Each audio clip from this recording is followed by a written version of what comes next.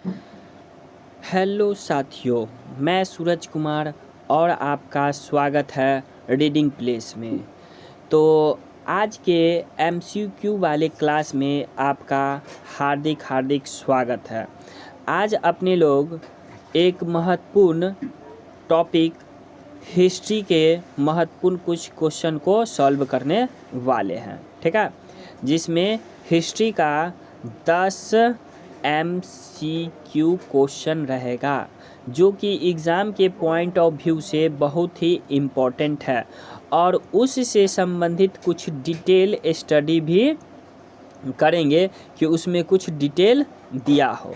तो चलिए स्टार्ट करते हैं आपका क्लास। तो पहला सवाल है आपके सामने में कि पहला सवाल है आपके सामने में, इनमें से कौन एक अरहार आंदोलन से संबंधित नहीं है? क्या याद रखना है बात, अरहार आंदोलन से संबंधित नहीं है। तो आपके सामने में 4 ऑप्शन है।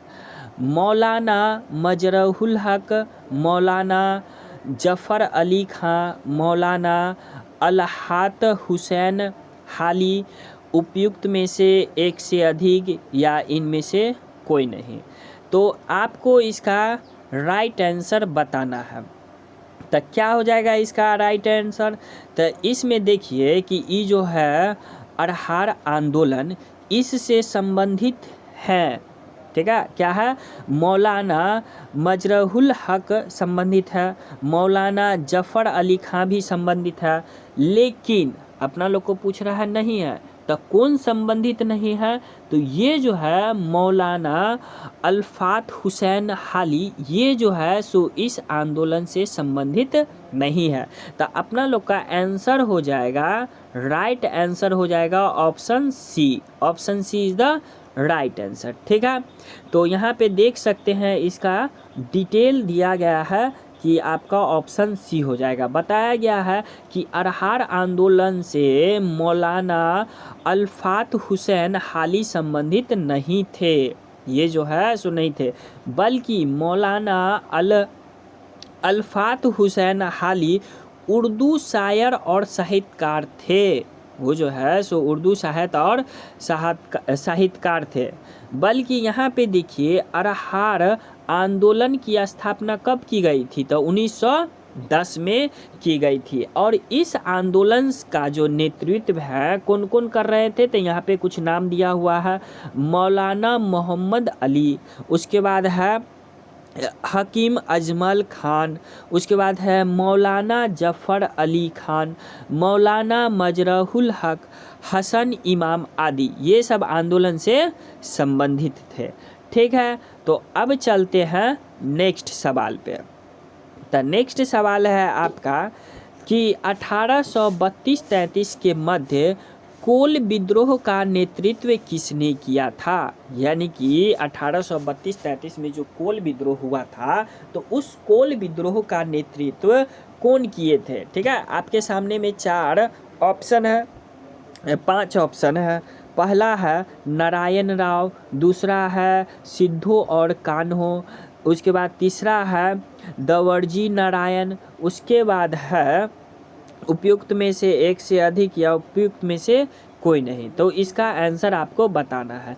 तो इसका राइट आंसर हो जाएगा उपयुक्त में से कोई नहीं, यानी कि कोल विद्रोह का नेतृत्व जो है सो दिए गए इस तीनों ऑप्शन में से कोई नहीं है। तो कौन है? तो इसका आंसर तो हो जाएगा उपयुक्त में से कोई नहीं, लेकिन कौन है सो इसके बारे में देखते हैं, ठीक है। तो देखिए आपका ऑप्शन हो गया ऑप्शन ई, ठीक है, देख सकते हैं यहाँ पे ऑप्शन ई है।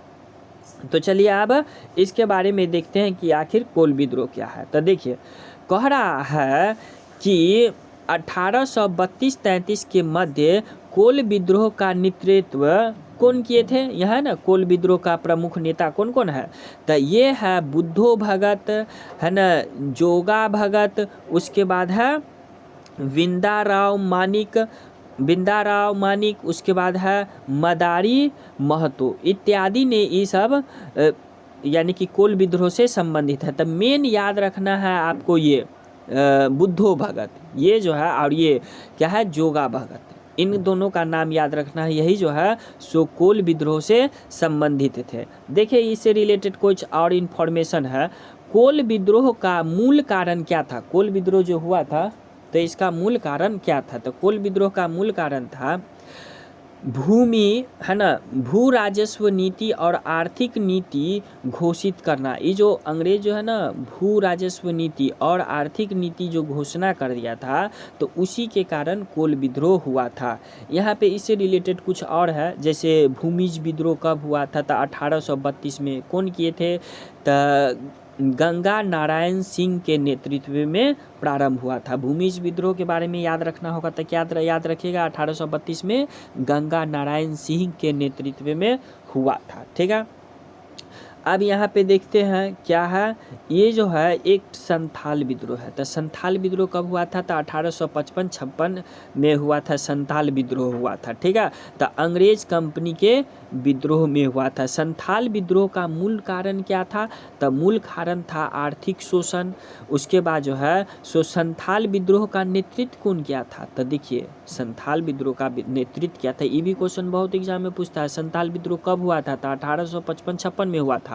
तो इसका नेतृत्व किसने किया था? तो ये 4 आदमी का नाम रखना है, सिद्धो कानो और चांद भैरव।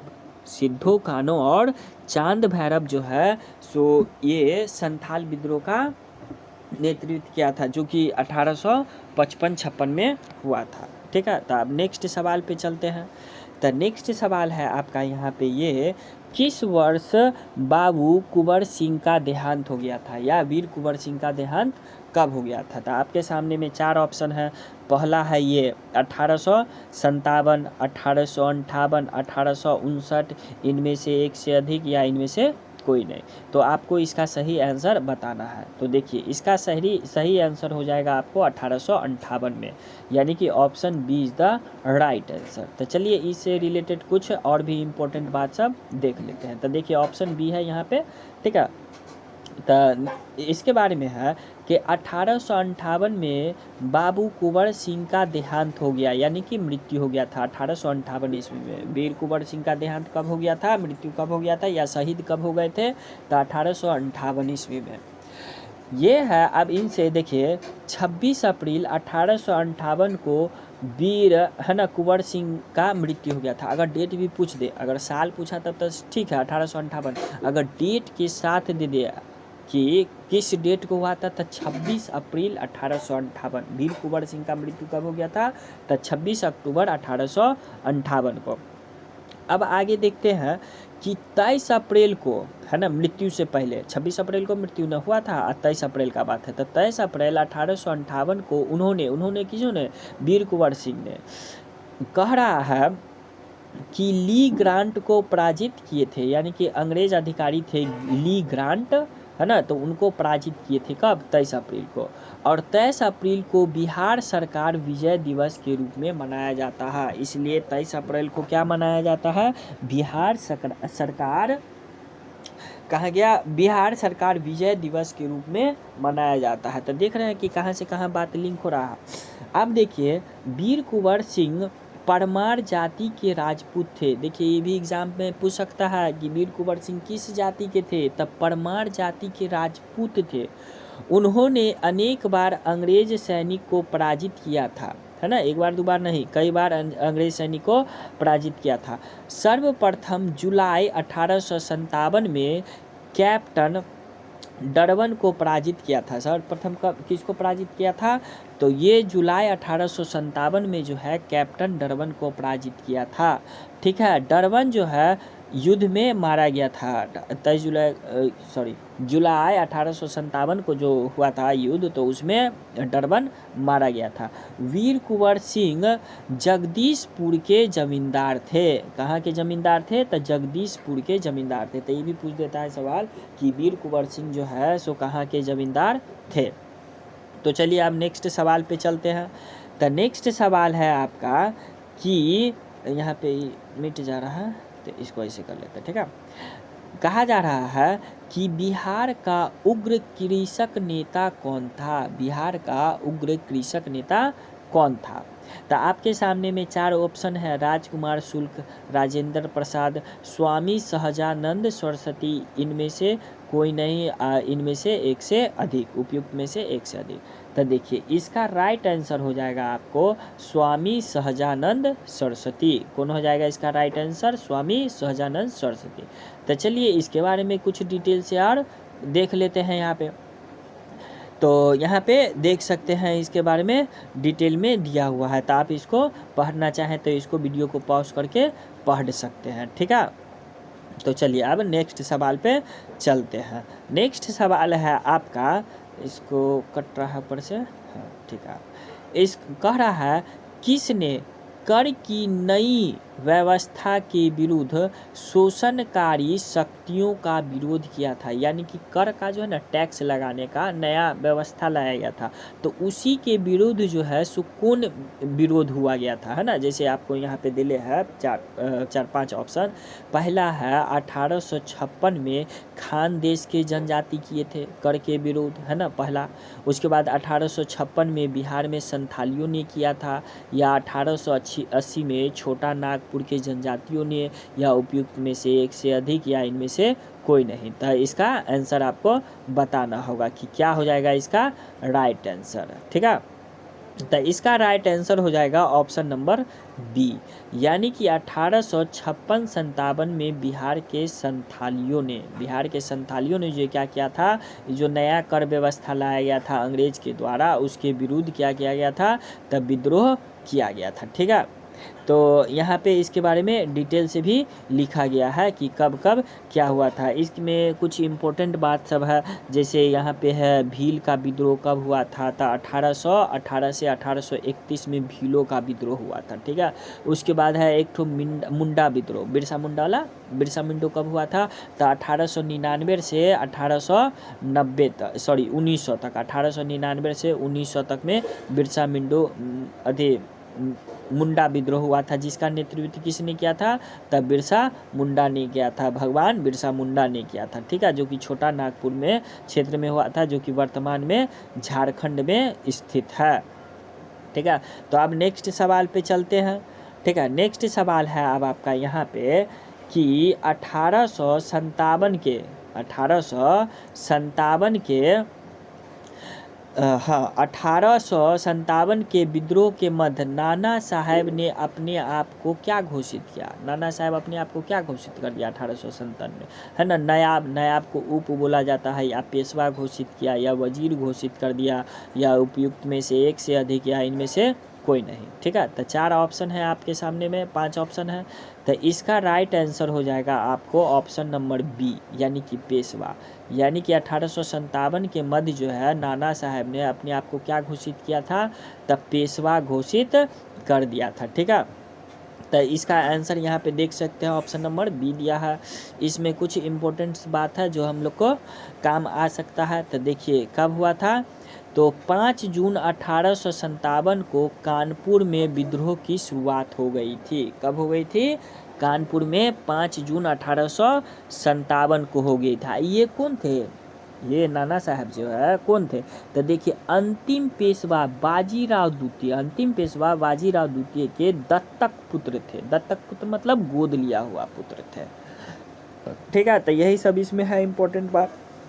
अगर कुछ आपको लगे तो इसको पॉज करके पढ़ सकते हैं, ठीक है। तो अब नेक्स्ट सवाल है आपका यहाँ पे, नेक्स्ट सवाल क्या है कि देहरादून में इम्पीरियल फॉरेस्ट रिसर्च इंस्टीट्यूट की स्थापना किस वर्ष की गई। तो देहरादून का बात है, इम्पीरियल फॉरेस्ट रिसर्च इंस्टीट्यूट की स्थापना किस वर्ष की गई थी, तो सो आपको बताना है, ठीक है। तो आपके सामने में 4 ऑप्शन है, 1905, 1906, 1904, है ना, एक से अधिक, या इनमें से कोई नहीं।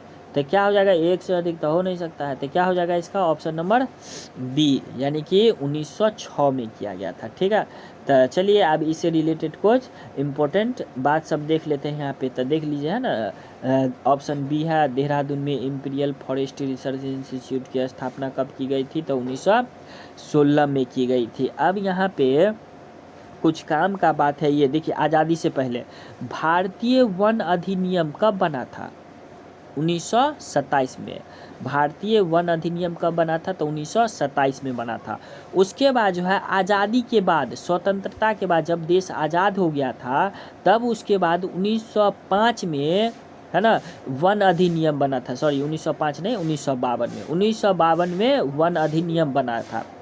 इस वन नियम के अनुसार 33% भूमि पर क्या होना चाहिए? वन होना चाहिए। ठीक है, 1952 के अनुसार कितना प्रतिशत भूमि पे वन होना चाहिए?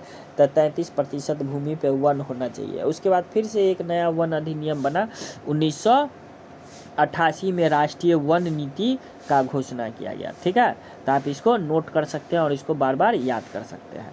चलिए, अब नेक्स्ट सवाल है आपका, इनमें से कौन ब्रिटिश के विरुद्ध, इनमें से कौन, एक मिनट, हाँ ठीक है, इनमें से कौन ब्रिटिश के विरुद्ध लड़ने वाले जनजाति नायक नहीं है? ब्रिटिश के विरुद्ध कौन जनजाति, जनजाति आ रहा है ना, जनजाति का बात याद रखना, तो जनजाति नायक नहीं है।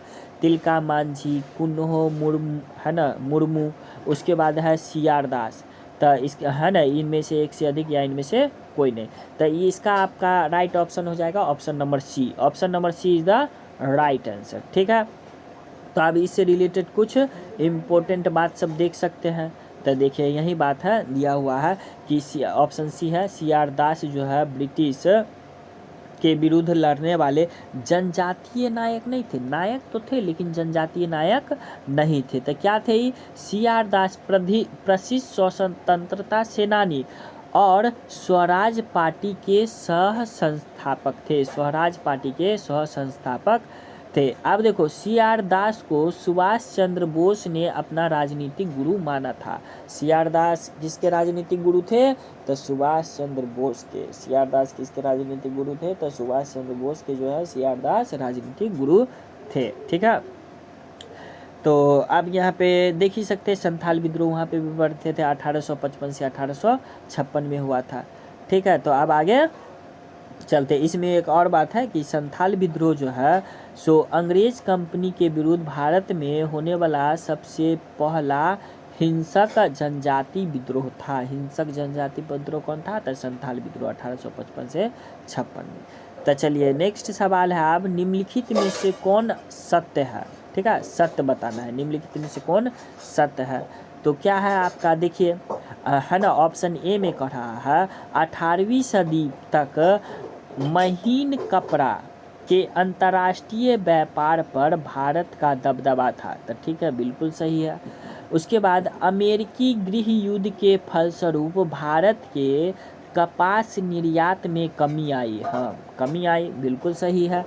फ्लाइंग शटल के आने से हथकरघा कामगार, है ना, कामगारों की उत्पादकता में सुधार हुआ। तो ये भी सही है, यानी कि इसका आंसर क्या हो जाएगा? Option D is the right answer. यानी कि ऑप्शन डी जो है सो वही क्या है, इसका राइट आंसर है। ठीक है, कोई दिक्कत नहीं है।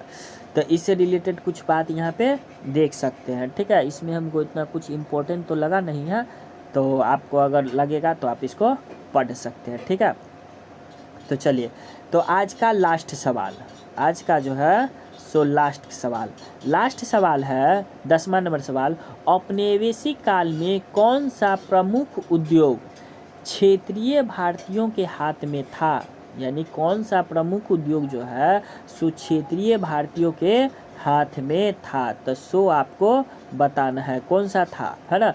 ये लौह उद्योग या कपास वस्त्र उद्योग या खनन उद्योग या उपयुक्त में से कोई नहीं या उपयुक्त में से एक से अधिक। ठीक है, तो क्या हो जाएगा इसका आंसर? इसका आंसर हो जाएगा ऑप्शन नंबर बी, यानी कि कपास उद्योग। कौन सा था? कपास उद्योग जो है सो इसका सबसे राइट आंसर हो जाएगा। कपास या वस्त्र उद्योग जो है सो भारतीयों के हाथ में था। ठीक है, तो इससे रिलेटेड और भी इम्पोर्टेंट बात सब देख सकते हैं। यहाँ पे देख रहे हैं ना, औपनिवेशिक काल में वस्त्र या कपास उद्योग जो है सो क्या है, उद्योग क्षेत्रीय भारतीयों के हाथ में था। ठीक है, और बाद बाकी इतना कोई इम्पोर्टेंट नहीं लग रहा है। यहाँ पे एक तो इम्पोर्टेंट है, प्रथम सूती वस्त्र मिल, ठीक है, बंगाल में लगा, लेकिन ये सक्सेसफुल नहीं हो पाया, ये जो है चल नहीं पाया। और वही जो है लेकिन 1854 में, कब? 1854 का बात हो रहा है। 1854 में जो है बम्बई में जो है सो ये कपास मिल लगा था, तो वो क्या हुआ था, चल गया था। इसलिए सूती वस्त्र को जो है ना, सूती वस्त्र का राजधानी किसे कहा जाता है, बम्बई को कहा जाता है। ठीक है, तो हो गया यहाँ पे, तो अब रहने देते हैं। तो आज की सेवा यहीं पे समाप्त करते हैं और मिलते हैं अब नेक्स्ट वीडियो में। और अगर आपको वीडियो अच्छा लगा हो तो लाइक कर दीजिएगा, शेयर कर दीजिएगा और सब्सक्राइब कर दीजिएगा। ठीक है, तब तक के लिए जय हिंद, जय भारत।